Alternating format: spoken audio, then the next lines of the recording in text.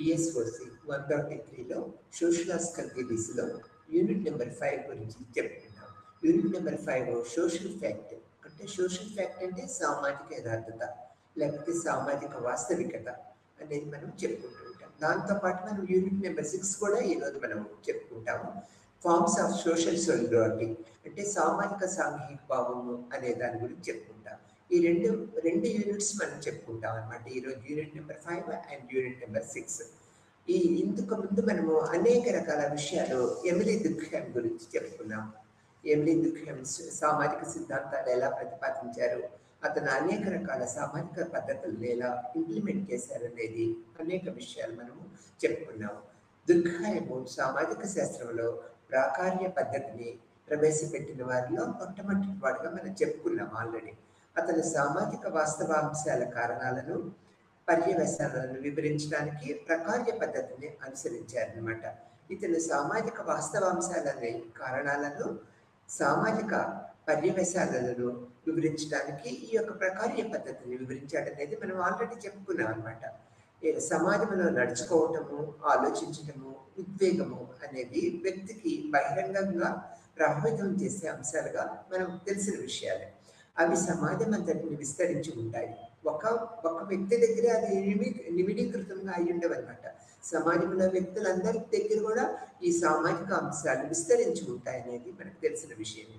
ఉదాహరణకు తీసుకున్నట్లయితే భాషా సూత్రాలు, ఉమ్మడి విశ్వాసాలు ఇటువంటి విషయాలు అంటే భాషా సూత్రాలు, ఉమ్మడి విశ్వాసాలు అంటే కూడా సమాజం అంతా కూడా వ్యాపించి ఉంటాయి అనేది మనకు తెలిసిన విషయమే. దుర్ఖెయిమ్ సాంప్రదాయ శాస్త్రవేత్తల ప్రతిపాదించిన శ్రమ విభజన తాలూకా వివరణను కేవలము ఆర్థిక దృష్టితోనే చేసిందిగాను మరియు సంకుచితమైనదిగాను భావించి ఆ వివరణను తిరస్కరించాడు. ఇక్కడ చూడండి, దుర్ఖెయిమ్ ఆర్థిక దృష్టితోనే చేసింది శ్రమ విభజన అనేది, మరి సంకుచితమైనగాను భావించి ఆ యొక్క శ్రమ విభజన అనే భావనని తిరస్కరించాడు అనేది మనం చెప్పుకున్నాం అనమాట. అతని దృష్టిలో శ్రమ విభజన సమాజం అంతటికి వర్తించే ఒక మౌలికమైన సమైక్యమైన అంశంగా చెప్పుకున్నాం. మౌలికమైన సమైక్యమైన అంశంగా శ్రమ విభజన గురించి దుర్ఖెయిమ్ వివరించారనమాట.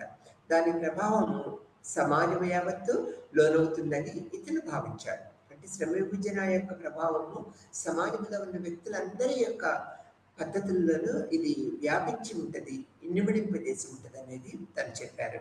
అట్లానే శ్రమ విభజనకు సామాజిక సంఘీభావానికి మధ్య గల సంబంధాన్ని గురించి అనేక రకాల ఉదాహరణలతో చర్చించారనమాట. అంటే శ్రమ విభజన సాంఘిక సంఘీభావం అనేది ఇంటర్డిపెండెంట్ అనేది ఇతను చెప్పారు. అతని ప్రకారము సామాజిక సంఘీభావం రెండు రకాలుగా ఉంటుంది. అది యాంత్రికమైనది అండ్ జైవిక సాంఘికభావం. యాంత్రిక సాంఘికభావము అండ్ జైవికమైన సాంఘికభావంగా చెప్పారు. దుర్ఖెయిమ్ అనువంశికత, తీర్చోష్ణ స్థితి, జాతి లక్షణాలు, అనుకరణ వంటి సామాజిక అతీత శక్తులు ఆత్మహత్యలకు దోహదం చేస్తాయనే విషయాలు కూడా మనం చెప్పుకున్నాం. దీన్ని ఇతను తిరస్కరించాడనమాట. ఈ యొక్క చూడండి, దుర్ఖెయిమ్ అనువంశికత, తీర్చోష్ణ స్థితి, జాతి లక్షణాలు, అనుకరణ వంటి సామాజిక అతీత శక్తులు ఆత్మహత్యలకు దోహదం చేస్తాయనే వాదాన్ని ఇతను కంప్లీట్గా తిరస్కరించాడనమాట. వైయక్తిక దృగ్విషయంగా కనిపించే ఆత్మహత్యలను నిజానికి సమాజపరంగా వివరించవచ్చని అతను భావించాడు. ఇక్కడ వివిధ సమాజాలు, సంస్కృతులు నుంచి సేకరించిన సమాచారాన్ని విశ్లేషించి దుర్ఖెయిమ్ ఆత్మహత్యల్ని 3 రకాలుగా చెప్పాడనేది మనం చెప్పుకున్నాం ఆల్రెడీ. ఇక్కడ అహంకారపూర్వకమైన ఆత్మహత్యలు, పనుల సంక్షేమం కోసం చేసే ఆత్మహత్యలు, అనేక కారణాల వల్ల చేసుకునే ఆత్మహత్యల గురించి అతి చక్కగా ముందు యూనిట్లో మనం చెప్పుకున్నాము. తర్వాత దుర్ఖెయిమ్ చేసిన అధ్యయనం అంతటిలోనూ మతానికి సంబంధించి అతనికి వెలువరించిన సిద్ధాంతమే విశిష్టమైనదిగా చెప్పుకోవచ్చు. మతం మీద ఇతను అనేక రకాల సిద్ధాంతపరమైన వ్యాసాలని ప్రచురించారు.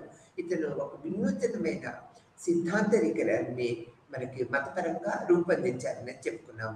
ప్రపంచానంతటికీ పవిత్రత, అపవిత్ర అంశాలను విభజించడమే మతం యొక్క సారాంశం అని దుర్ఖెయిమ్ అభిప్రాయపడ్డారు. పవిత్రమైన వాటికి అపవిత్రమైన వాటికి సృష్టించడానికి కూడా వీలు లేదు, పవిత్రమైన వాటికి అపవిత్రమైనవి సృష్టించడానికి కూడా వీలు లేవని మతపరంగా ఇతను చెప్పారు. తర్వాత అలా జరిగితే అది దండనార్హణము అవుతుందని దృక్హామ్ వివరించారు. అపవిత్రమైనది పవిత్రమైనది. అపవిత్రమైనది అంటే ఏంటి? పవిత్రమైన దానికి ఎంటైర్లీ డిఫరెంట్గా ఉంటుంది అనేది ఇతను చెప్పారనేది మనం చెప్పుకున్నాం. ఈ అంటే ముందు యూనిట్లో ఈ యొక్క అంశాలన్నింటినీ కూడా మనం కవర్ చేసాం. ఇప్పుడు మనం సోషల్ ఫ్యాక్ట్, సామాజిక యథార్థత, సామాజిక వాస్తవిక యథార్థత అంటే ఇతని సిద్ధాంతపరంగా ఏం చెప్పారనే దాన్ని మనం తీసుకున్నట్లయితే ఇతను తత్వశాస్త్రానికి ఎక్కువ ప్రాధాన్యత ఇచ్చారు. తాత్విక చింతనా పద్ధతులని ఎక్కువగా వివరించారనేది మనకి సాధన యొక్క దృక్హాయం యొక్క సిద్ధాంతపరమైన అంశాలను మనకు గోచరించింది. తత్వశాస్త్రం చూడండి, ఇక్కడ నేచురల్ సైన్సెస్ నుంచి ఫిజిక్స్ వచ్చింది, మళ్ళీ సోషల్ సైన్స్ నుంచి సోషియాలజీని మనం డివైడ్ చేసామనేది దృక్హాయం వివరించారనమాట. ఇక్కడ సోషల్ ఫ్యాక్ట్స్ మనం తీసుకున్నట్లయితే structural facts, institutional, non institutional ఫ్యాక్టర్స్గా మనం సోషల్ ఫ్యాక్ట్స్ని మనం ఇక్కడ విభజించారు దృక్హాయం. తర్వాత థియరిటిస్ట్ మనం చూసుకున్నట్లయితే ఎక్స్టర్నాలిటీ అనేది చెప్పారు, మోరల్ అనేది కూడా ఇక్కడ ఈ యొక్క క్యారెక్టరిస్టిక్ లాంటి యొక్క పద్ధతులు ఏ విధంగా ఉంటాయనేది చెప్పారు.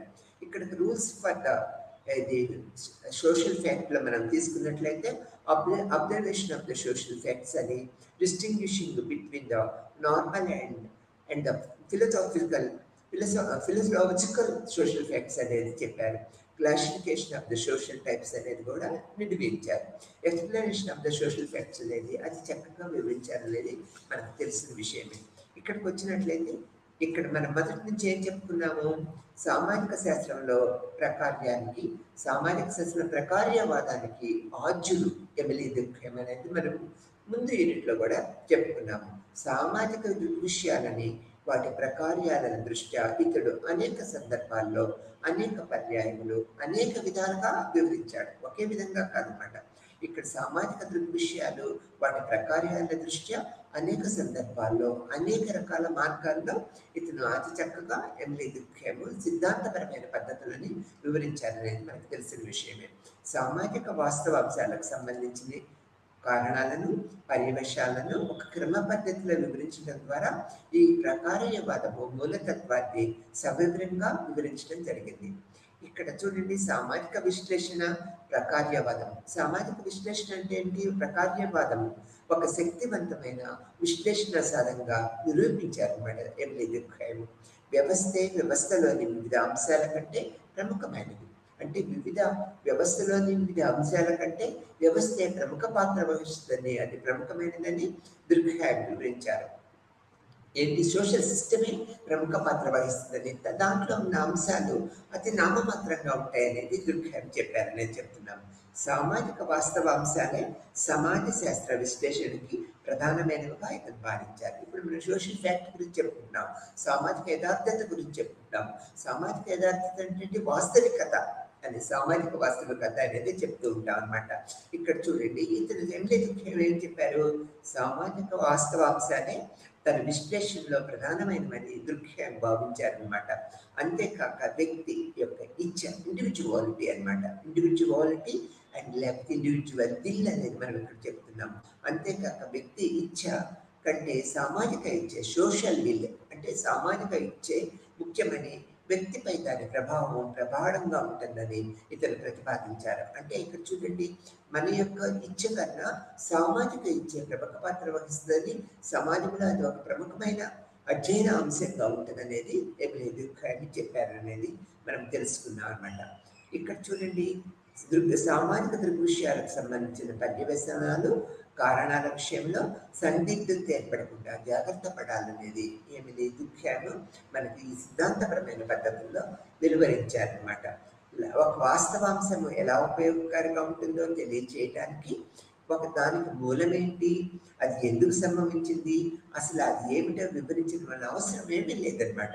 ఒక వాస్తవాంశాన్ని మనం తీసుకున్నట్లయితే ఎలా ఉపయోగకారిగా ఉంటుంది, దానికి మూలమేంటి, తర్వాత ఎందుకు సంభవిస్తుంది, అది అసలు ఏమి వివరించడము ఏర్పరచుకుంటుందనే అంశాలని మనం ఇక్కడ పరిగణనలోకి తీసుకోవాల్సిన అవసరం ఏమీ లేదని చెప్పారు. ఇక్కడ దానివల్ల కలిగే ప్రయోజనాలు, దాని ప్రత్యేక లక్షణాలని స్పష్టంగా తెలియజేస్తాయి, కానీ అది సృష్టించలేవు కదా. ఇక్కడ వాస్తవాంశాల్లో ఏం చెప్పారంటే దానివల్ల కలిగే ప్రయోజనాల ద్వారానే దాన్ని మన వాస్తవాంశాన్ని, వాస్తవిక సామాజిక యథార్థాన్ని మనం గుర్తించగలుగుతాం. అంతేకాని అవి నూతన విషయాలను సృష్టించలేవు కదా అనేది ఇక్కడ చెప్పారనమాట. ఈ విధంగా దుర్ఖేమ్ ప్రతిపాదించిన సామాజిక యథార్థతని బ్రిటిష్ మానవ శాస్త్రజ్ఞులు మలినోస్కీ, రాడ్క్లిఫ్ బ్రౌన్ మరింత మెరుగుపరిచారు. ఇతను చెప్పిన సామాజిక యథార్థతని ఇంకొక వివరంగా అంటే ఇంకా మెరుగుపరిచి నూతన పద్ధతులని, నూతన అంశాలను దీంట్లో క్రోడీకరించాలనేది మనము చెప్పుకుంటూ ఉన్నాం అన్నమాట. అతను డాక్టరేట్ పట్టా కోసం అనేక రకాల విస్తృతమైన సామాజిక అంశాలను తీసుకొని ఒకేసారి యొక్క డాక్టరేట్ పట్టా కొరకు the resin of labour in society, అది 1976లో నాటికి ఇంగ్లాండ్లో చెందిన ఆడమ్ స్మిత్ అనే ఆర్థిక శాస్త్ర the wealth of the nations అనే గ్రంథాన్ని రచించారు. ఇందులో శ్రమ విభజన తాలూకా సిద్ధాంత ప్రతిపాదించడం జరిగిందనమాట. దుర్ఖేమ్ శ్రమ విభజన ప్రకార్యాలను, కారణాలను, శ్రమ విభజనలోని విపరీత రూపాలని గురించి చర్చించి శ్రమ విభజన తాలూకా ఒక సామాజిక అర్థాన్ని ఒక వినూతనంగా వివరించారనేది మనం ఇక్కడ చెప్పుకోవచ్చు అనమాట. The rules of the sociological method అనే గ్రంథాన్ని ఇతను రచించి ఆ గ్రంథంలో సామాజిక వాస్తవిక అంశాల స్వభావాన్ని నిర్ణయించడమే కాక పరిశీలన నియమాలని, సాధారణ సమస్యాపూరిత అనే అంశాలను గుర్తించి సామాజిక వాస్తవాంశాల వివరణ తాలూకా నియమాల గురించి కూడా వివరించారనమాట. ఇక్కడ చూడండి, ఇప్పుడు మనం సామాజిక యథార్థత, వాస్తవిక యథార్థత గురించి చెప్పుకుంటున్నాం అనమాట. ఇతను ఏం చేశారు, 1895లో the rules of the sociological method అనే గ్రంథాన్ని రచించి ఆ గ్రంథము ద్వారా ఇతను సమస్యాపూరిత అంశాలను గుర్తించి సామాజిక వాస్తవ అంశాలను చిత్రీకరణ పద్ధతులను, నియమాల గురించి అతి చక్కగా వివరించాడనేది మనం చెప్పుకుంటూ ఉంటాం అన్నమాట. 1997లో ఆత్మహత్యలకు సంబంధించిన గ్రంథాన్ని రచించారు. అందులో ఆత్మహత్యలకు సంబంధించిన సామాజిక వాస్తవాలను చూడటమే కాకుండా అనేక వాస్తవ రూపాలని వెలుగులోకి తీసుకొచ్చారనేది మనం చెప్పుకుంటూ ఉన్నాము. The rules of the sociological మెథడ్లో అనేక రకాల సామాజిక అంశాలను వెలుగులోకి తీసుకొచ్చి సామాజిక ఈ యొక్క దిద్దుబాట్లను, సామాజిక అంశాల యొక్క ప్రజ్ఞను, వాటి యొక్క తాలూకా వివరణలను, అనేక రకాల నూతన విషయాలను మనకి ఇక్కడ వివరించారు. ఈ సామాజిక వాస్తవాంశాలని మనకి అంటే సమాజంలో జరిగే వాస్తవాంశాలు, సామాజిక యథార్థక రూపాలను ఇతను పరిగణలోకి తీసుకొని అనేక రకాల అంశాలను ఇతను చాలా చక్కగా వివరించారనేది మనకు తెలిసిన విషయమే. The rules of the sociological మెథడ్లో అనేక అంశాలను ఇతను అతి చక్కగా మనకు వివరించారంతో అనడంలో ఎటువంటి సందేహం లేదనమాట. ఇక్కడ మనం తీసుకున్నట్లయితే సామాజిక వాస్తవాంశాలు అంటే అసలు ఏంటి, సమాజంలో జరిగే అనేక రకాల వాస్తవ సంఘటనలు వేదిక వేసుకొని ఆ వాస్తవ సంఘటనలు సమూలంగా పరిశోధన పద్ధతుల్లో వివరించుకుంటూ ముందుకు సాగాలనేది ఈ యొక్క సామాజిక వాస్తవాంశాలుగా మనకు తెలిసిన విషయాలుగా మనం చెప్పుకుంటున్నాం.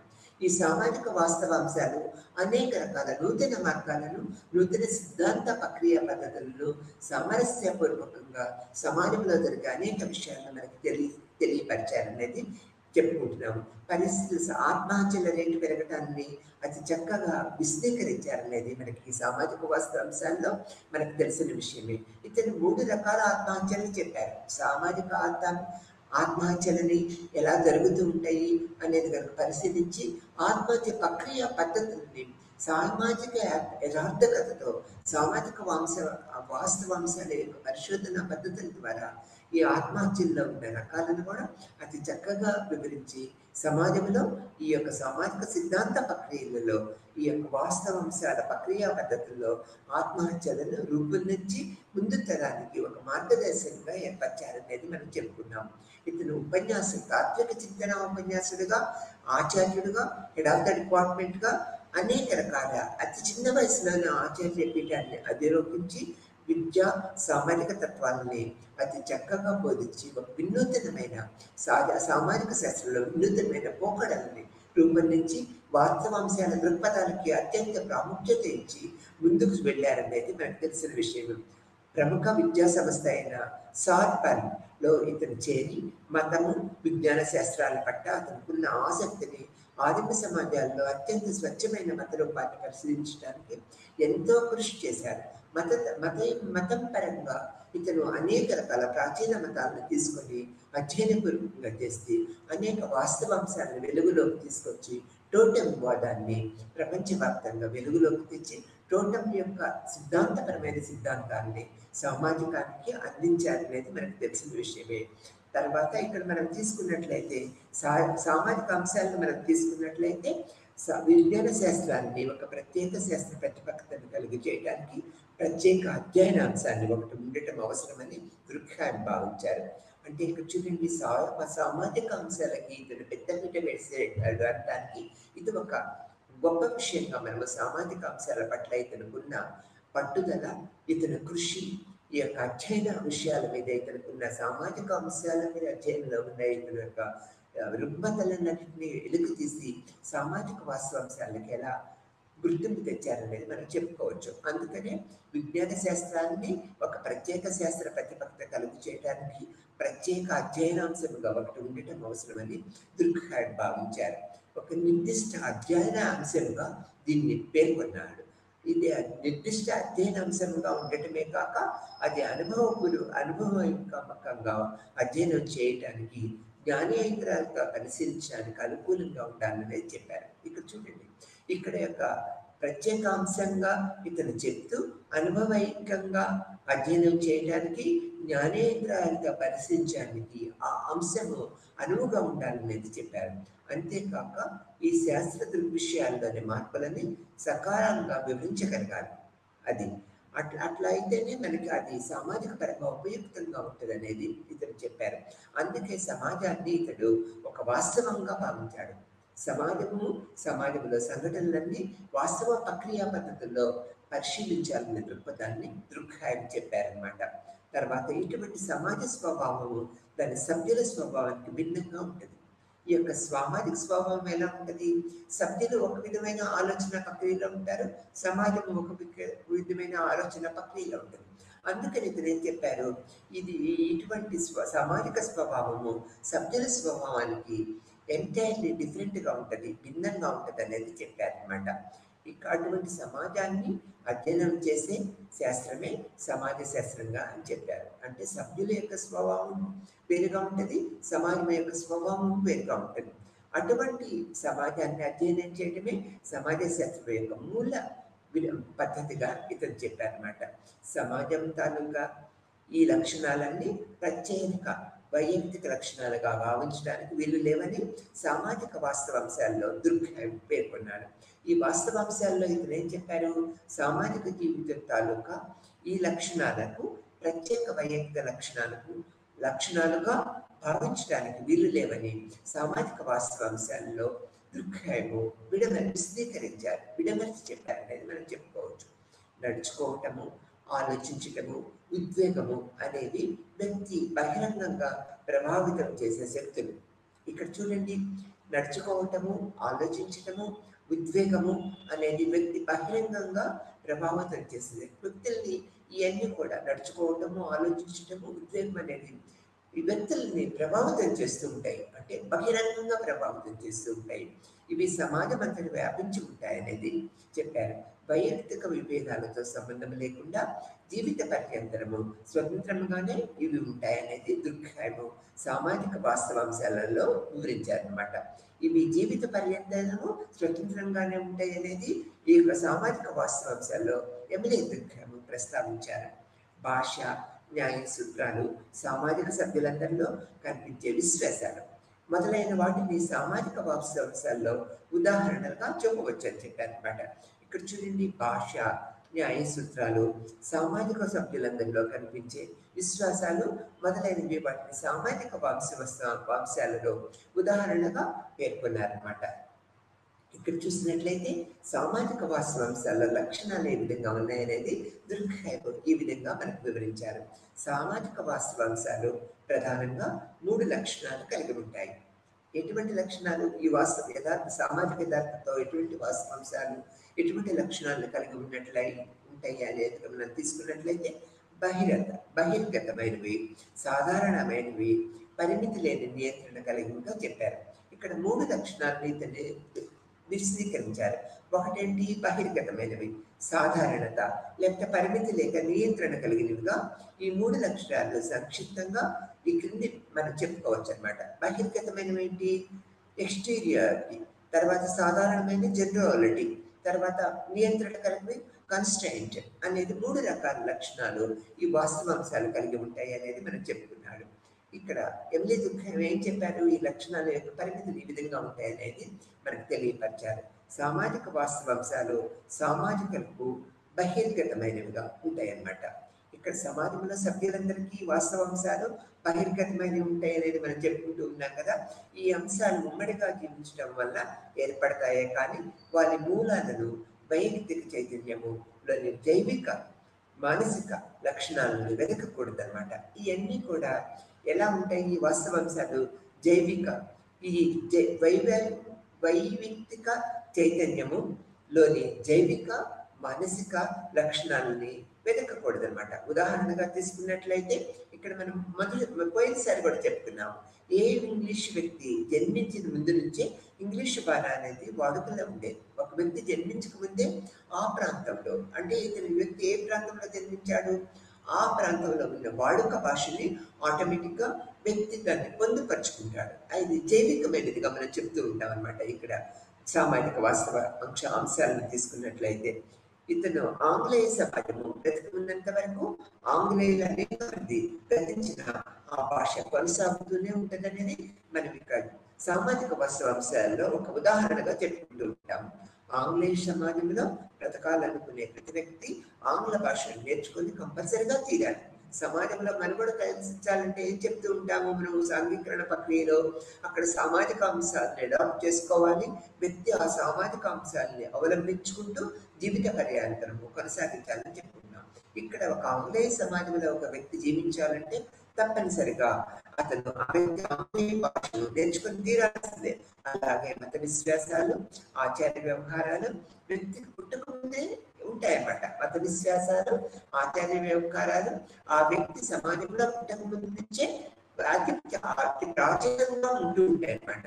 వ్యక్తులు జన్మించవచ్చు, మళ్ళీ ఇక్కడ ఏం చెప్తున్నాము, గతించవచ్చు, వ్యక్తులు మరణించవచ్చు, కానీ సామాజిక వాస్తవాంశాలు నిరంతరంగా కొనసాగుతూనే ఉంటాయి.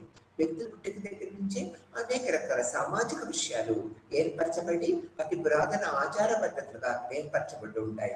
వ్యక్తి వాటిని తప్పనిసరిగా అవలంబించాలి, తనలో ఇమిడింపు చేసుకోవాలి, ఆ యొక్క సామాజిక పద్ధతులను స్వీకరించాలి, అవి కొనసాగిస్తూ ఉంటారన్నమాట.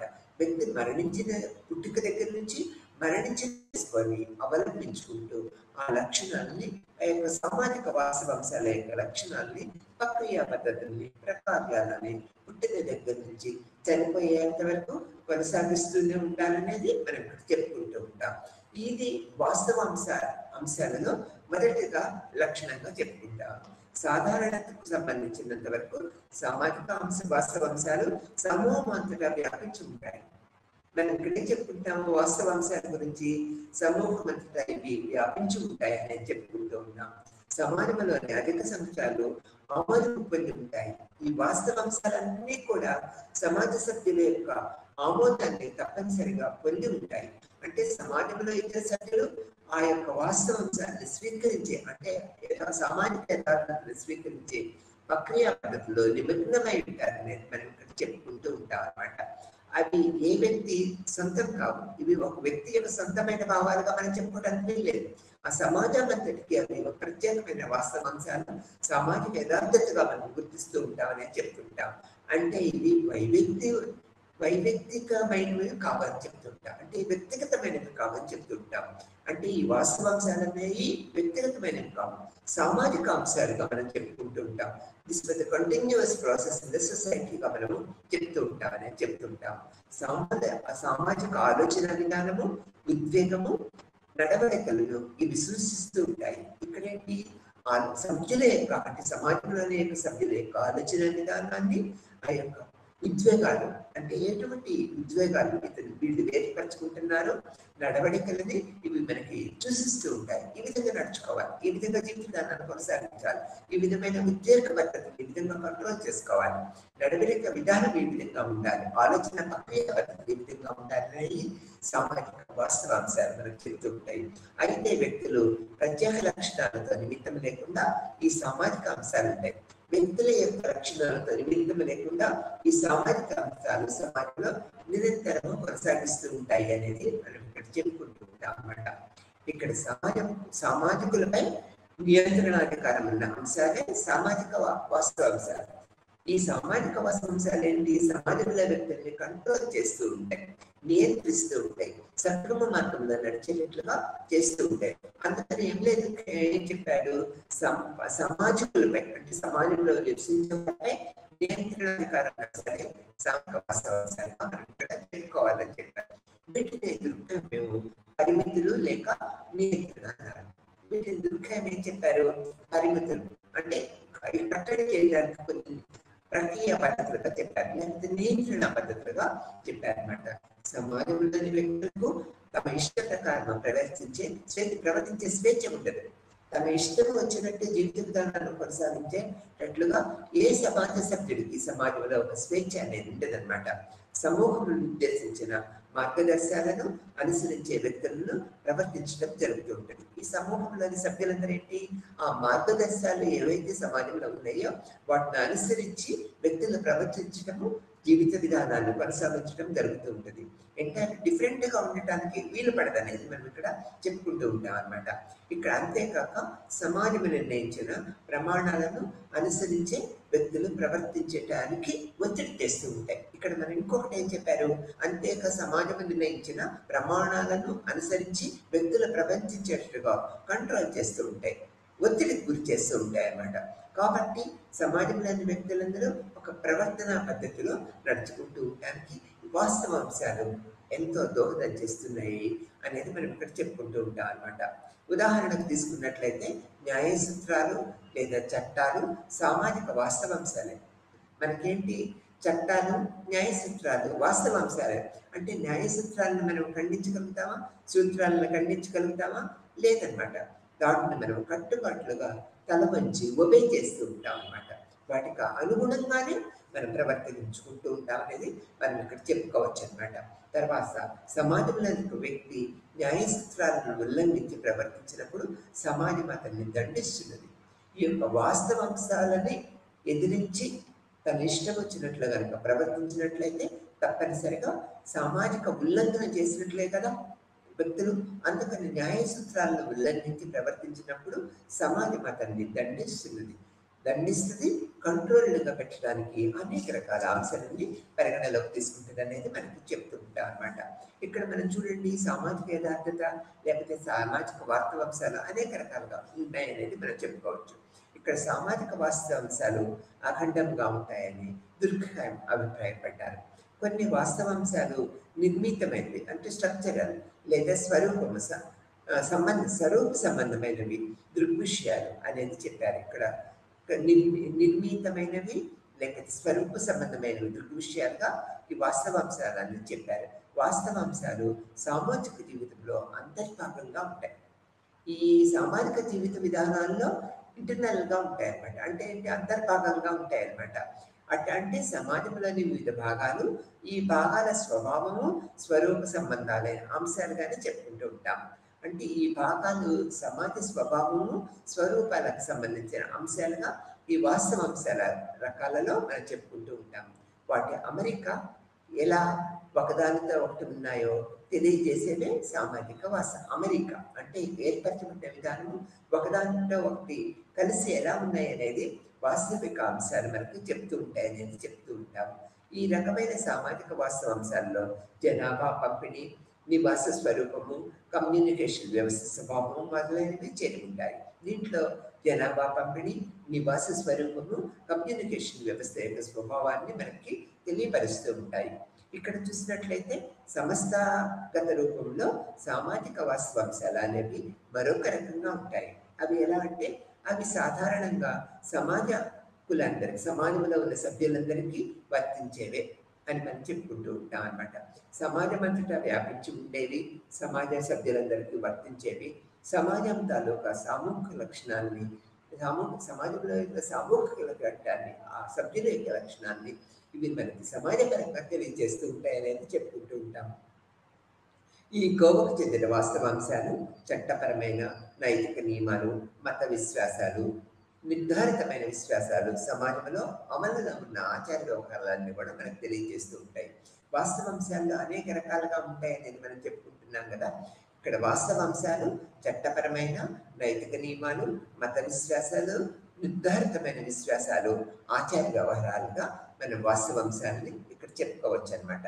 సంస్థాపరము కానీ సామాజిక వాస్తవాంశాలు మరొక రకమైన వాస్తవాంశాలు. ఇక్కడ చూడండి, సంస్థాపరము కానీ సంస్థాపరమైన వాస్తవాంశాలు ఒక రకము, సంస్థాపరము కాని వాస్తవాంశాలు వేరొక రకంగా మనం చెప్పుకుంటూ ఉంటాం. వాస్తవాంశాలు నిర్దిష్ట రూపము దాల్చని సామాజిక వాస్తవాంశాలు ఈ ఒక ప్రత్యేకమైన రూపాన్ని కలిగి ఉండవన్నమాట. వాస్తవాంశాలు ఈ రూపంలోనే ఉంటాయని మనం చెప్పడానికి వీలు లేదు. అప్పుడప్పుడు ఈ యొక్క రూపాన్ని కొద్ది కొద్దిగా సంతరించుకుని మార్పులు చేర్పులు చేసుకుంటూ ఉంటాయి. అందుకని ఇక్కడ మనం ఏం చెప్పుకుంటాము, నిర్దిష్ట రూపాన్ని దాల్చని సామాజిక వాస్తవాంశాలు అని చెప్పుకుంటూ ఉన్నాం అనమాట. ఇవి సంస్థాపరమైన సామాజిక ప్రమాణాలను అతీతమైనవి. ఇలాంటి వాటి సామాజిక ధోరణులను ఇవి సామాజిక, అలాంటి వాటిని సామాజిక ధోరణులు అనేది ఎమిని దుఃఖం అంటూ ఉంటారు. ఇక్కడ ఏంటి, సంస్థాపరమైన సామాజిక ప్రమాణాలకు అతీతమైనవిగా వాస్తవాంశాలని మనం చెప్పుకుంటున్నాం. ఇలాంటి వాటిని సామాజిక ధోరణులకి అని దుర్ఖాయము ఈ వాస్తవాంశాల్లో చెప్పారు. ఇలాంటి వాటికి ఉదాహరణగా ఒక ప్రత్యేక పరిస్థితుల్లో ప్రజలు కలిగే అభిప్రాయాలు, జనసమూహంలో ఏర్పడే ఉత్సాహము, జనసమూహంలో పెళ్ళిబిలికే ఉద్యోగము, కొన్ని సంఘటనల వల్ల కలిగే అసమానతలు, దయ, అవమానము, దయ, అసమానతలు అంటే భావాలు కూడా ఈ వాస్తవాంశాల్లో ఏర్పరచబడి ఉంటాయి అనేది మనం ఇక్కడ చెప్పుకున్నాం. ఈ రకమైన సామాజిక అంశాలు అఖండ ప్రధాన లక్షణంగా ఉంటుంది. ఈ యొక్క సామాజిక లక్షణాలు అన్నీ ఏం చెప్పుకున్నాము, అఖండ ప్రధాన లక్షణంగా ఉంటుంది అనేది దుర్ఖ్యాన్ని చెప్పారు. ఇవి ఒక సమాజంలో ఉండే సాంఘిక వాతావరణాన్ని సూచిస్తాయి. అంటే సమాజం ఎటువంటి వాతావరణం కలిగింది, ఆ సాంఘిక ప్రక్రియ పద్ధతులు ఏ విధంగా ఉన్నాయి, ఆ సామాజిక వాతావరణం ఎలా ఉన్నది అంటే ఒక సమాజం యొక్క సాంఘిక వాతావరణాన్ని ఈ యొక్క వాస్తవాంశాలు మనకి తెలియజేస్తూ ఉంటాయి అనేది, వాస్తవాంశాల్లో రకాల్లో మనకి తెలియపరుస్తూ ఉంటాయి అనేది మనం చెప్పుకుంటూ ఉన్నాం. ఇక్కడ మళ్ళీ మనం చెప్పుకున్నట్లయితే పైన పేర్కొన్న 3 రకాల సామాజిక వాస్తవాంశాలతో పాటు దృక్ఖాయము సామరస్యపూరిత వాస్తవాంశాల గురించి కూడా ప్రస్తావించారు. ఇక్కడ ఇంకా పై మనం 3 చెప్పుకున్నాం అనమాట. వాటితో పాటు ఇక్కడ ఏంటి, సామరస్యపూరితమైన వాస్తవాంశాలను కూడా దృక్ఖాయము చెప్పారనమాట. ఒక సమాజంలో పరిణామంలో వివిధ దశల్లో ఏర్పడే కొన్ని నిర్దిష్ట సామాజిక వాస్తవాంశాలే సాధారణ సామాజిక వాస్తవాంశాలుగా గుర్తించారు. ఈ ప్రక్రియ పద్ధతిలో ఏం చేశారంటే, ఒక సమాజము పరిమాణంలో వివిధ దశల్లో ఏర్పడే ఒక నిర్దిష్టమైన సామాజిక వాస్తవాంశాలే సాధారణ వాస్తవాంశాలుగా దుర్ఖాయము వివరించారు. వాటికి భిన్నమైన సామరస్యపూర్వక వాస్తవాంశాలే అవి ఎలా ఉంటాయి అనేది దుర్ఖాయం ఏం చెప్పారు, వాటికి భిన్నమైనవన్నీ సమస్యాపూరిత వాస్తవాంశాలని దుర్ఖాయం అభిప్రాయం. అంటే డిఫరెంట్గా, వాటికి డిఫరెంట్గా ఉన్న సమస్యాపూరిత వాస్తవాంశాలు అనేది దుర్ఖాయం చెప్పారు. ఉదాహరణకు తీసుకున్నట్లయితే ఎంతో కొంత నేరం అనేది ప్రతి సమాజంలో మనకు కనిపిస్తూ ఉంటుందన్నమాట. కాబట్టి నేరం అనేది ఒక సాధారణ సామాజిక వాస్తవాంశంగా ఇతను పేర్కొన్నారన్నమాట. అయితే నేరాల రేటు విపరీతంగా పెరిగినప్పుడు అది ఒక సమస్యగా కూడా మారుతుంది అనేది మనకి ఇక్కడ దుర్ఖ్యాయం చెప్పారు. ఇక్కడ వాస్తవాంశాల్లో దుర్ఖ్యాయం ఒక వినూతనమైన ప్రక్రియ పద్ధతిని మనకి ఇక్కడ చెప్పారనమాట. అంటే ప్రతి సమాజంలో కొద్దో గొప్ప నేర మనస్తత్వము సమూహంలో ఉంటుందని చెప్పారనమాట. ఇది ఒక సాధారణ సామాజిక వాస్తవాంశమే. అంటే ఒక చిన్న విషయంగా, అంటే ఒక వాస్తవాంశంగా దీన్ని నేరాన్ని కూడా ఇతను పేర్కొన్నారనమాట. అయితే ఇక్కడ ఏం చెప్పారు, నేరాల రేటు విపరీతంగా పెరిగినప్పుడు అది ఒక సమస్యగా పరిగణిస్తుంది. అంటే సమాజంలో నేరం అనేది ఒక వాస్తవాంశంగా చెప్పుకుంటూ అటువంటి ప్రక్రియలో ఆ రేటు పెరిగినట్లయితే తప్పనిసరిగా అది ఒక మార్పుగా నేరబద్ధమైన ఒక సమస్యగా ఏర్పడుతుంది అనేది ఇక్కడ చెప్పారనమాట. ఇక్కడ సామాజిక వాస్తవాంశాలని పాజిటివ్ సైన్స్ పద్ధతుల ద్వారా అధ్యయనం చేయవచ్చని దుర్ఖాయ్ చెప్పారు. ఇక్కడ చూడండి, సామాజిక వాస్తవాంశాలని పాజిటివ్ సైన్స్ పద్ధతుల ద్వారా మనకి ఇక్కడ ఇది పరిశోధనా పద్ధతులను ఏర్పరచవచ్చు అనేది దుర్ఖాయ్ చెప్పారు అనేది మనం ఇక్కడ చెప్పుకుంటూ ఉన్నాం అనమాట. ఇక్కడ ఈ పరిశోధనా పద్ధతుల్లో మళ్ళీ ఇక్కడ ఏం చేశారు, 3 రకాలుగా డివైడ్ చేశారు అనమాట. పరిశీలన, సరిపోల్చడము, సాధారణీకరణ. ఈ వాస్తవాంశాలు ఈ 3టికి తోడు సామాజిక శాస్త్ర అధ్యయనానికి అనువైన అదనపు నియమాలను కూడా అతను సూచించారు. సామాజిక వాస్తవాంశాల్లో పరిశీలించడంలో నియమాలు ఏర్పరిచారు. ఇక్కడ చూడండి, 3 దశల్లో పరిశీలించవచ్చు సామాజిక వాస్తవిక పద్ధతులను చెప్పారు. ఎలా? పరిశీలన పద్ధతి ద్వారా, సరిపోర్చడం ద్వారా, సాధారణీకరణ పద్ధతి ద్వారా ఈ సామాజిక శాస్త్ర అధ్యయనానికి అనువైన అదనపు నియమాలను కూడా అతను మనకు సూచించారనేది చెప్పుకున్నాం అనమాట. దాంతో ఇక్కడ ఏం చెప్పారు, ఇక్కడ సామాజిక వాస్తవాంశాలను పరిశీలించడంలో నియమాలు ఏర్పరిచారనమాట. సామాజిక వాస్తవాంశాలను యథార్థ విషయాలుగా పరిగణించాలి తప్పనిసరిగా. అవి వాస్తవాలే, రియల్గా అవి వాస్తవాలే కదా. అయితే సామాజిక వాస్తవాంశాలు యథార్థాలుగా పరిగణించక వాటికి ప్రత్యేక దృష్టిని నిలుపుక ప్రత్యేకంగా అధ్యయనం చేయడం కొందరు రచయితలు కొందరు ఇలా ప్రయత్నించారు. వాటి భావాల దృష్టితోనే పరిశీలించారని చెప్పాడనమాట. సామాజిక వాస్తవాంశాలను వస్తునిష్టగా పరిశీలించడానికి వీలవుతుందన్నమాట.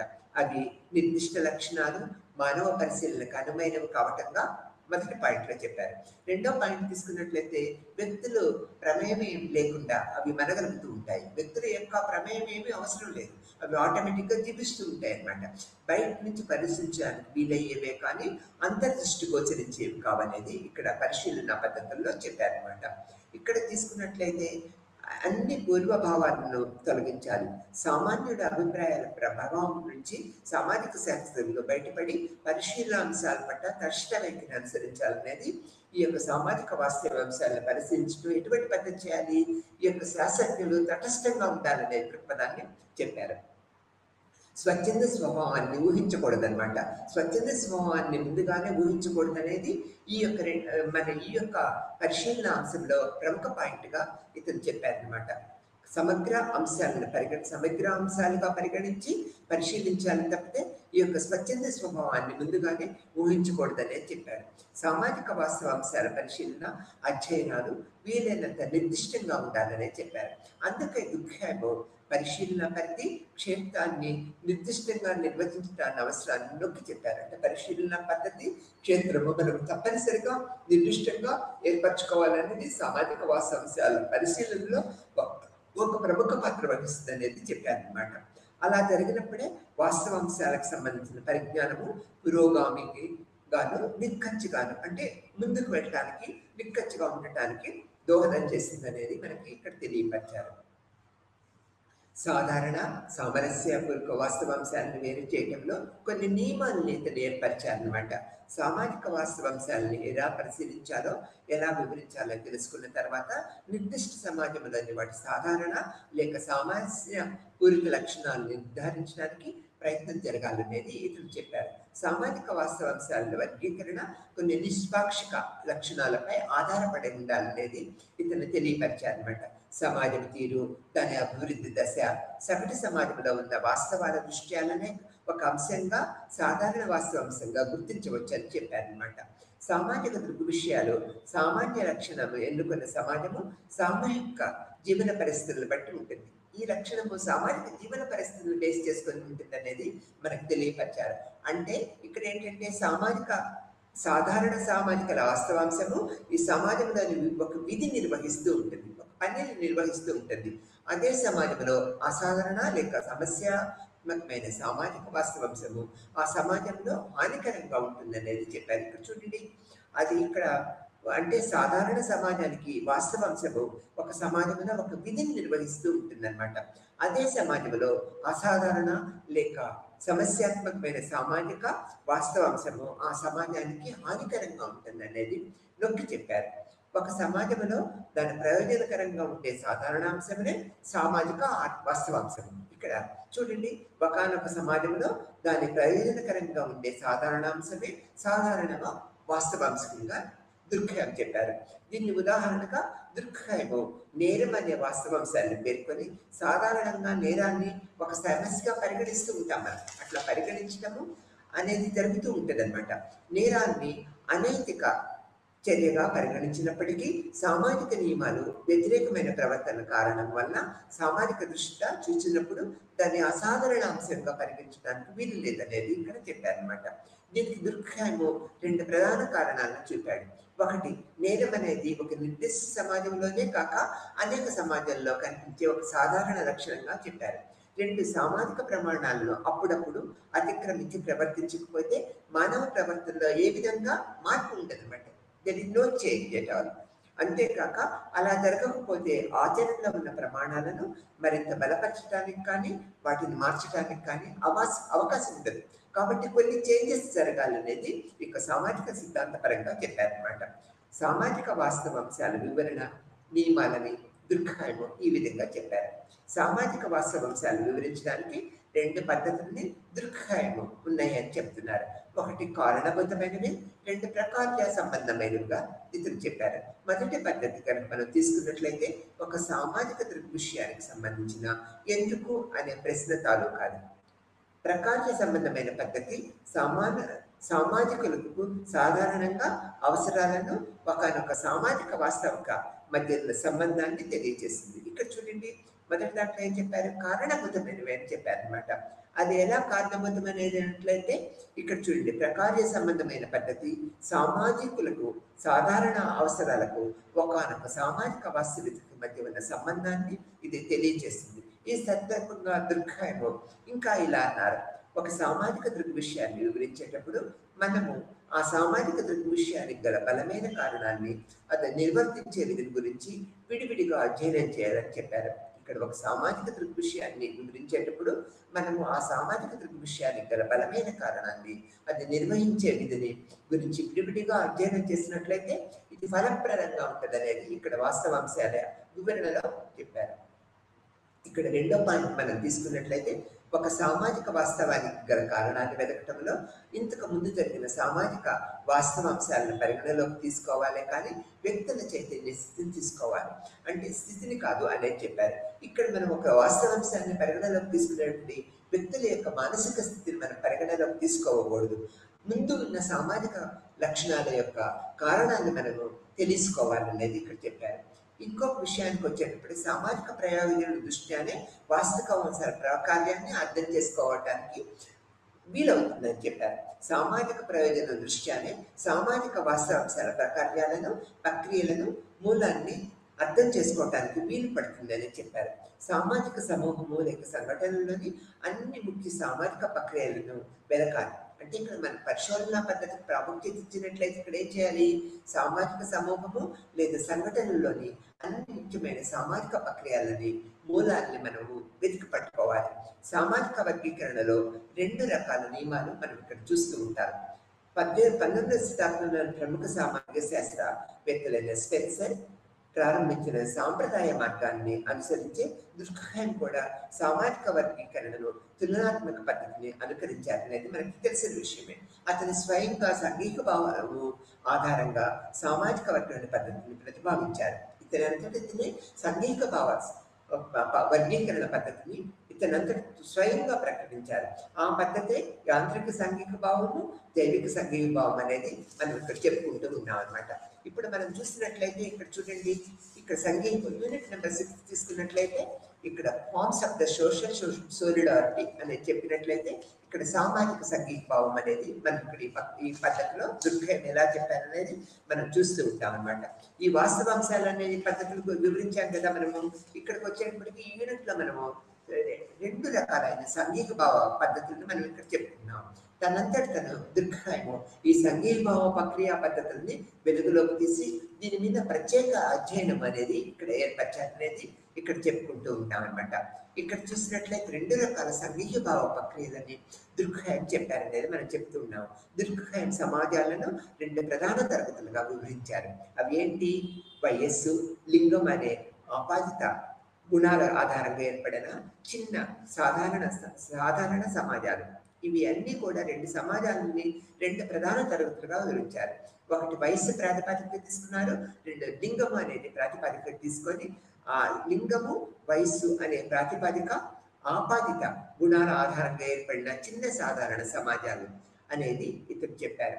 అలాంటి సమాజాల్లోని అన్ని పనులకు అందరి వ్యక్తులు ఏ విధంగా ప్రత్యేకరణ లేకుండా నిర్వహించగలుగుతున్నారు అంటే పర్టికులర్ స్కిల్స్ లేకుండా ఎలా నిర్వహించగలుగుతున్నారు అనేది ఈ సంఘీభావ ప్రక్రియలో ఇతను తెలియజేశారు. వ్యక్తులందరూ అన్ని పనులు సమానంగా చేస్తుండటం వల్ల వారి మధ్య సాన్నిహిత్యము ఏకతాభావము ఏర్పడుతుంటుంది. ఈ సంఘీభావంలో ఏంటి, ఒక కోఆపరేషన్ అండ్ కోఆర్డినేషన్ అనేది మనం చెప్పుకుంటూ ఉంటాం. వ్యక్తులు అందరూ అన్ని పనులను సమానంగా చేస్తుండటం వల్ల వారి మధ్య సాన్నిహిత్యము ఏకతాభావం ఏర్పడుతుంది అనేది దుర్గం చెప్పారు. ఈ విధంగా ఏకతాభావం వల్ల ఇలాంటి సమాజంలో సంఘీభావము సాధ్యమవుతుంది. ఈ రకమైన సంఘీభావాన్ని దుర్గము తన యాంత్రిక సంఘీభావం అని చెప్పారు. యాంత్రికంగా జరిగిపోతూ ఉంటుంది. సమాజంలో సభ్యులందరూ కూడా తన యొక్క పనులు నిరంతరము కొనసాగిస్తూ ఉంటారు. దీన్ని యాంత్రిక సంఘీభావం అనేది దుర్గం చెప్పారు. సంఘీభావం కారణంగా సదృశ్యమైన భాగాలు కలిసిమెలిసి ఉండటం వల్లే ఈ రకమైన సంఘీభావం ఏర్పడుతూ ఉంటుంది. కారణము సదృశ్యమైన భాగాలు కలిసిమెలిసి ఉండటం వల్లే ఈ యొక్క రకమైన సంఘీభావం ఏర్పడుతుందనే చెప్పారు. ఇలాంటి సమాజాల్లో శ్రమ విభజన స్వల్పాతి స్వల్పంగా ఉంటుంది. అంటే ఇటువంటి సమాజాన్ని మనం తీసుకున్నట్లయితే శ్రమ విభజనకు అంత ప్రాముఖ్యత ఉంటుంది అనమాట, అది కొద్దిగా ఉంటుంది అనేది చెప్తూ ఉంటారు.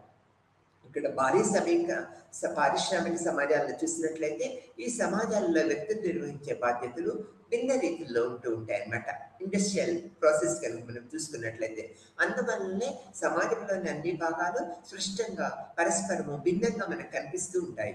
ప్రతి భాగము ప్రత్యేకమైన పాక్షిక స్వభావంతో ఉండటం వల్ల అవి పరస్పరము స్వతంత్రంగా ఇండిపెండెంట్గా ఉంటూ ఉంటాయి అన్నమాట. ఇక్కడ భారీ పారిశ్రామిక సమాజాన్ని మనం తీసుకున్నట్లయితే వాళ్ళ యొక్క భావాలు, నడవడిక, ప్రవర్తన పద్ధతులన్నీ ప్రత్యేకమైన స్వతంత్ర భావాలు, పరస్పర స్వతంత్ర భావాలు కలిగి ఉంటాయి. అటువంటి సమాజాల్లోని సంఘీభావాన్ని దుర్గము జైవిక సంఘీభావం అని చెప్పారు. ఇప్పుడు సంఘీభావాన్ని రెండు రకాలుగా చెప్పారు కదా, యాంత్రిక సంఘీభావము, జైవిక సంఘీభావము. అంటే ఇక్కడ మనం ఏకభావత యాంత్రిక సంఘీభావం అంటే సమాజ సభ్యులందరూ యాంత్రికంగా చేసుకుంటూ పోతారు. అది మనం ఒకటి చెప్పాల్సిన పని లేదు, అది ఆటోమేటిక్గా చేసుకుంటూ పోతారు. ఇక్కడ ఏంటి, పారిశ్రామికీకరణ ప్రక్రియల పద్ధతులు ఇక్కడ ఏంటి, భారీ పరిశ్రమల్లో ఈ సంఘీభావం ఎలా ఉంటుంది అంటే ఒక ప్రత్యేకమైన స్కిల్స్ కలిగి ఉంటారు.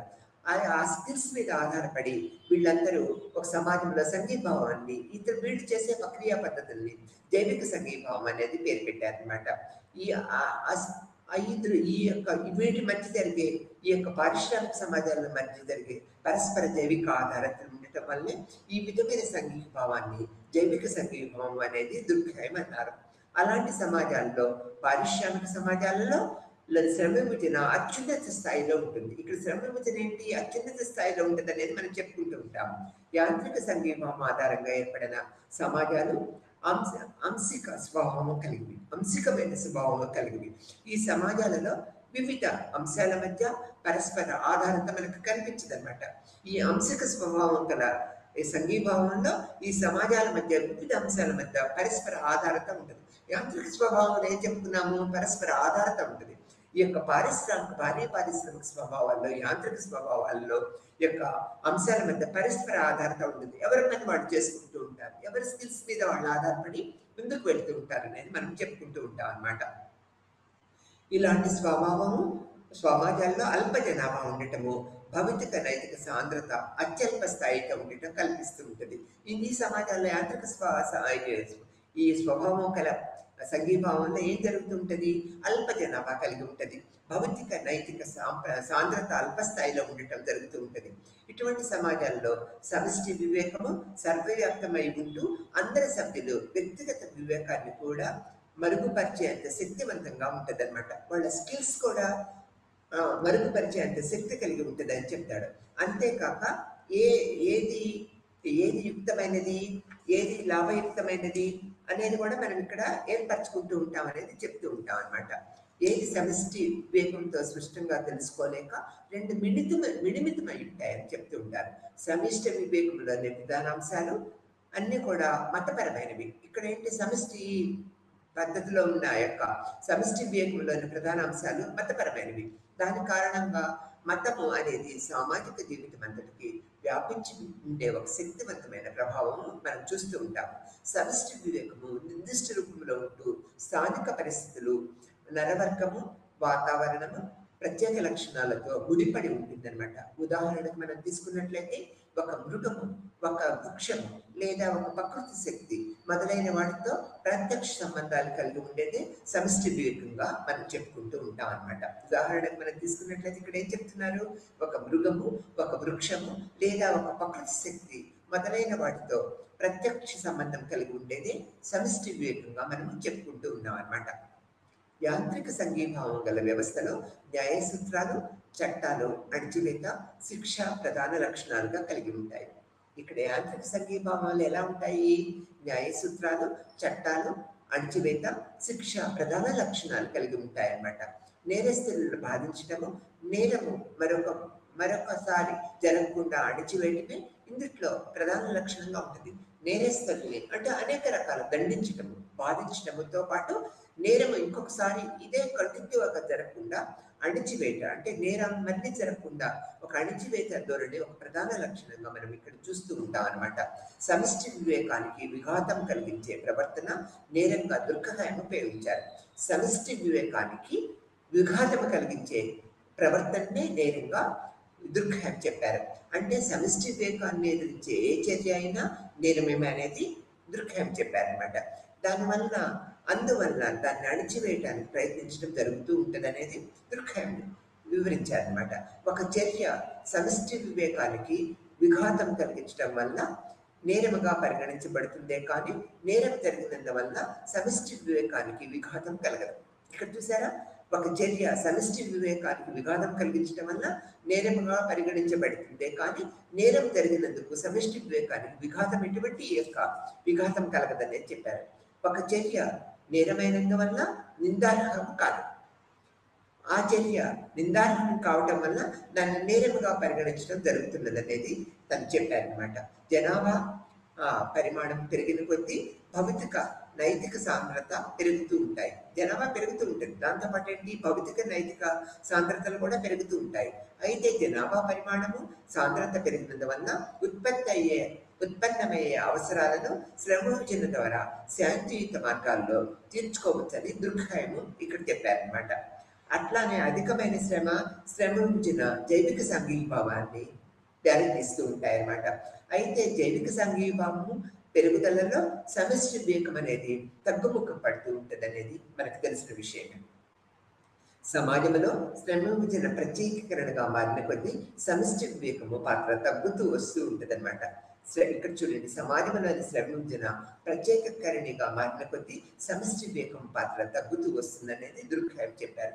ఇటువంటి పరిస్థితుల్లో వ్యక్తులు స్వతంత్రులుగా మారటము, వారి పరస్పర ఆధారతను గుర్తించడం చేస్తూ ఉంటారు. అంటే స్వతంత్రం ఇండిపెండెంట్ తీసుకుంటారు, స్వతంత్రాన్ని తన చేతుల్లోకి తీసుకుంటూ ఉంటారు. వారి పరస్పర ఆధారాలను గుర్తించడం చేస్తూ ఉంటారు. అంటే వాళ్ళ ఇండివిజువాలిటీ తెలియాలనే ప్రవర్తన ఏర్పరచుకుంటారని చెప్తూ ఉంటారు.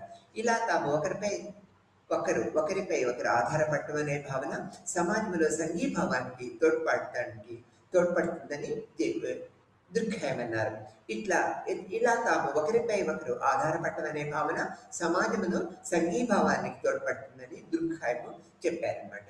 న్యాయ సూత్రాలు, చట్టాలు కూడా శిక్షా ప్రధానంగా కాకుండా ప్రత్యర్పణ ప్రధానంగా జరుగుతూ ఉంటుంది. న్యాయ సూత్రాలు, చట్టాలు కూడా శిక్షా ప్రధానంగా కాకుండా ప్రత్యర్పణ అంటే మంచి యొక్క సిద్ధాంతపరమైన ప్రత్యర్పణ ప్రధానంగా జరుగుతూ ఉంటాయనేది చెప్తూ ఉంటారు. అణిచివేత నియమాల మాదిరిగా నేరాలకి శిక్ష విధించడము, బాధ కలిగించడం వలన నష్టపరిహార నియమాలు యథాస్థితిని ఏర్పరచడానికి ప్రయత్నిస్తూ ఉంటాయి. మనం ఏం చేస్తూ ఉంటాము? నేరం చేసినప్పుడు అణిచివేత శిక్షలు అనే నేరం చేసిన వ్యక్తిని బాధ గురి చేస్తూ ఉంటాము. దీనికి కాక ఇట్లా నష్టపరిహార నియమాలు యథాస్థితిని ఏర్పరచడానికి ప్రయత్నిస్తూ ఉంటాయి. అంటే మళ్ళీ నేర ప్రవృత్తి పెరగటానికి లేకపోతే నేర ప్రవృత్తిని నివారించి యథార్థ స్థితి ఏర్పరచడానికి అనేక రకాల మార్గాలు ఏర్పడతాయి అనేది దుర్గహాయం చెప్పారు. అంతేకాక ఈ విధమైన నియమాల పాలన వివిధ రకాల సంస్థలు, ట్రిబ్యునల్స్, కౌన్సిళ్లు, అధికారులు వంటివి అనేకంగా ఉంటాయి. అంతేకాక ఈ విధమైన నియమాల పాలనకు అంటే ఈ విధంగా మనం చేయాలనుకున్నట్లయితే అనేక సంస్థలు, ట్రిబ్యునల్లు, కౌన్సిళ్లు, అధికారులు దీనికి నియమించబడి ఉంటారు, ఏర్పరచబడి ఉంటారు. ఈ విధంగా శ్రమ విభజనలో యాంత్రిక ఈ యొక్క ప్రకార్య పద్ధతి, సంఘీభావ పద్ధతుల్ని, జైవిక సంఘీభావ పద్ధతిని అతి చక్కగా దుర్ఖాయము చెప్పారనేది మనకు తెలిసిన విషయమే. శ్రమ విభజనకు సంబంధించి దుర్ఖాయమ రచనలు చూసిన పాటలో sociology of occupation and professionals అనే దాన్ని కూడా రచనలు కొనసాగించారు. ఈ యొక్క సంఘీభావ ప్రక్రియ పద్ధతుల్లో దుర్ఖాయము అనేక రకాల పద్ధతుల్ని ఈ విధంగా చెప్పారు. మనం ఇప్పుడు చూడండి, 2 యూనిట్స్ ఇక్కడ మనం తెలుసుకున్నాం. 2 యూనిట్స్ లో కూడా మనం ఏమేమి తెలుసుకున్నాము? దుర్ఖాయం యొక్క సోషలాజికల్ థియరీస్ లో మనం తీసుకున్నట్లయితే పోయిన యూనిట్ లో మనం ఏం చెప్పుకున్నాము? 3, 4లో సోషలాజికల్ థియరీస్ ఆఫ్ ద దుర్ఖాయం గురించి చెప్పుకున్నాము. దాంట్లో ఇప్పుడు మనం యూనిట్ 5 లో ఏం చెప్పుకున్నాము? సోషల్ ఫ్యాక్ట్, సామాజిక యథార్థత లేకపోతే సామాజిక వాస్తవికత అనేది చెప్పుకుంటూ ఉంటాం. యూనిట్ 6 లో ఏం చెప్పుకున్నాము? Forms of the social solidarity, సంఘీభావ ప్రక్రియ పద్ధతులను దుర్ఖాయం ఏ విధంగా చెప్పారనేది చెప్పుకున్నాము. ఈ యొక్క 2 యూనిట్స్ యొక్క సారాంశం మీరు గ్రహించి ఉంటారనుకుంటున్నాను. ఇప్పుడు ఇది కనుక మనం ప్రక్రియ పద్ధతులు కనుక తీసుకుని సామాజిక వాస్తవిక తీసుకున్నట్లయితే ఇక్కడ వాస్తవిక పద్ధతుల్లో యొక్క ఎమిలీ దుర్ఖాయం ఏం చెప్పారో మనకు తెలిసిన విషయమే. అనేక రకాల పద్ధతులను మనము సామాజిక పద్ధతుల్లో సామాజిక వివేకాన్ని మనకి ఈ యొక్క వాస్తవిక అంశాల ద్వారా మనకి ఇన్వడింపచేశారు. The study of the division of labour in the society అనే గ్రంథంలో అనేక రకాల దృక్పథాల ద్వారా మనకి సామాజిక వాస్తవికతని చెప్పారు. ఈ యొక్క 2 సంఘీభావాల ప్రక్రియల్లో కూడా దుర్ఖాయం మనకి ఏం చెప్పారు అనేది మనం తెలుసుకున్నాం. ఇక్కడ మనం చూసుకున్నట్లయితే యాంత్రిక సంఘీభావం, తర్వాత జైవిక సంఘీభావం గురించి చెప్పారు. ఇక్కడ యాంత్రిక సంఘీభావం అంటే ఏంటి? సమాజంలో యాంత్రికంగా సమాజ సభ్యులందరూ కూడా ఈ సంఘీభావం అంటే ఒకరికి ఒకరు చేయూత అందించుకోవటము, కోఆపరేషన్ అండ్ కోఆర్డినేషన్ ఎలా ఉంటుంది అనే దృక్పథాన్ని తీసుకున్నట్లయితే సమాజంలో సభ్యులందరూ కూడా వారి పనులు వాళ్ళు నిరంతరము చేసుకుంటూనే పోతూ ఉంటారు. ఒకరికి ఒకరు సహకరించాల్సినంత అవసరం తక్కువగా ఉంటుందనేది ఈ యొక్క యాంత్రిక సంఘీభావాల్లో చెప్తూ ఉంటారు. ఇక్కడ సాన్నిహిత్యము, ఏకతా భావత ఆటోమేటిక్ గా సభ్యుల మధ్య, సమాజ సభ్యుల మధ్య ఏ విధంగా ఉంటుంది? యాంత్రికత అండ్ ఇక్కడ ఏకతా భావము, సాన్నిహిత్యం అనేది ఏర్పరచబడి ఉంటుంది అనమాట. ఏ సమాజాన్ని మనం తీసుకున్నట్లయినా అక్కడ సమూహ సభ్యుల యొక్క మన అందరం ఒకటే అనే దృక్పథం ఉంటుంది. ఆ తర్వాత కోఆపరేషన్, నిరంతరము ఒకరికి ఒకరు పరస్పర పరస్పర చర్యల ద్వారా సామాజిక సంబంధాలు ఏర్పరచుకొని నిరంతరము సాన్నిహిత్యాన్ని ఏర్పరచుకుంటూ ఉంటారు. ఇక్కడ ఏకత, అందరూ ఒకే రకమైన భావాన్ని మనకి కలిగి ఉంటారు అనేది ఈ యొక్క యాంత్రిక సంఘీభావ ప్రక్రియల్లో మనం తీసుకుంటూ ఉన్నాం. ఈ సాన్నిహిత్యము, పరస్పర చర్యలు, సామాజిక సంబంధాల ద్వారా ఒకే రకమైన ఏకతా భావన అనేది ఇక్కడ సమాజంలో ఏర్పరచబడి ఉంటుందన్నమాట. ఇక్కడ ఈ ఏర్పరచబడి ఉన్న ప్రక్రియా పద్ధతుల ద్వారా మనం ఏం తెలుసుకుంటూ ఉన్నాము? ఈ యొక్క సామాజిక యొక్క స్థితిగతులు నిరంతరము ఎక్కడ అటువంటి ఆటంకం లేకుండా, ఎటువంటి ఇబ్బందులు లేకుండా నిరంతరము యాంత్రిక సంఘీభావ ప్రక్రియలు జరుగుతూ ఉంటుంది. ఇందులో ఎటువంటి ఇబ్బందులు కానీ, ఎటువంటి అడ్డకట్టులు కానీ, ఎటువంటి ఆటంకాలు కానీ యాంత్రిక సంఘీభావంలో జరగదన్నమాట. నిరంతరము ఆ ప్రాసెస్ అనేది సాన్నిహిత్యంతో, ఏకతాభావం అనే ముఖ్య అంశాలతో కొనసాగుతూ ఉంటుంది. అంటే సామాజిక సాంఘిక భావం అనేది నిరంతరము యాంత్రిక పద్ధతులు, యాంత్రిక సంఘీభావ ప్రక్రియలో కొనసాగుతూ ఉంటుంది. ఎటువంటి ఆటంకాలు ఉండవు, సభ్యుల మధ్య చర్చలు ఉండవు, మార్పులు చేర్పులు ఉండవు అనమాట. ఒకే రకమైన జీవిత విధానాన్ని కలిగి ఉండి యాంత్రిక పద్ధతులు అనేవి కొనసాగుతూ ఉంటాయి అనేది మనం చెప్పుకుంటూ ఉంటాము. ఇక్కడ మనం రెండో ప్రక్రియ సాంఘిక భావాలు ఏం చెప్పుకున్నాము? జైవిక సాంఘిక భావాలు అని చెప్పుకున్నాము. ఈ జైవిక సాంఘిక భావాలను మనం పరిగణలోకి తీసుకున్నట్లయితే పారిశ్రామిక విధానం డెవలప్ అయిపోయింది, ఇండస్ట్రియలైజేషన్ డెవలప్ అయిపోయింది సమాజంలో. ఇక్కడ ప్రతి ఒక్క వ్యక్తులు అంటే మనము యాంత్రిక సాంఘిక భావాలను ఏం చెప్పుకున్నాము? అందరూ కూడా ఒకే రకమైన మానసిక ప్రవర్తన కలిగి ఉంటారు, ఏకతా భావన ఉంటుంది, తర్వాత సాన్నిహిత్య సంబంధాలు ఉంటాయి. కాబట్టి అందరూ ప్రతి ఒక్క సామాజిక సభ్యులందరూ ఒకే విధమైన జీవిత విధానాన్ని కలిగి పరస్పర సహాయ సహకారాలు అందించుకుంటూ ముందుకు పోతూ ఉంటారు నేను చెప్పుకున్నాను. అది సామాజికంగా జరుగుతూ ఉంటుంది యాంత్రిక సాంఘిక భావంలో. ఇక్కడ జైవిక సాంఘిక భావాన్ని మనం పరిగణలోకి తీసుకున్నట్లయితే పారిశ్రామిక అభివృద్ధులు జరిగినాయి. ఇక్కడ పారిశ్రామిక అభివృద్ధి జరిగి పారిశ్రామిక సమాజాలు ఏర్పడ్డాయి అన్నమాట. పారిశ్రామిక సమాజాలు ఏర్పడటం వల్ల వ్యక్తులందరూ ప్రత్యేకమైన స్కిల్స్ కలిగి ఉంటారు. అంటే ఎవరి పని వాళ్ళు చేసుకుపోతూ ఉంటారు. ఒకరి పనిలో ఒకళ్ళు ఏరు పెట్టడం గానీ, ఒకరి పని ఒకళ్ళు అనుకరించడం గానీ ఇక్కడ జరగదనమాట. ఎవరి స్కిల్స్ వాళ్ళు కలిగి ఉండటం వల్ల అందరూ వారి యొక్క పనులను ప్రత్యేకమైన నైపుణ్యాలతో వారి పనులు వాళ్ళు చేసుకుంటూ సామాజిక అభివృద్ధికి దోహదం చేస్తూ ఉంటారు. ఇక్కడ ఎటువంటి ఆటంకాలు ఇక్కడ ఏర్పరచవన్నమాట. సామాజిక అభివృద్ధి ఉత్పత్తినే వీళ్ళు శ్రమ విభజననే వీళ్ళు పరిగణలోకి తీసుకుంటారు. ఎవరికి ఏ పని చేయాలనేది కేటాయించబడి ఉంటుంది. ప్రత్యేక నైపుణ్యతను కలిగి ఉంటారు. ఈ ప్రత్యేక నైపుణ్యతను కలిగి ఉండడం వల్ల యాంత్రిక సాంఘిక భావంలో వ్యక్తులందరూ ముందుకు వెళ్తూ సాంఘిక భావాన్ని పెంపొందించుకుంటూ ఉంటారు. ఈ యొక్క యాంత్రిక సాంఘిక భావం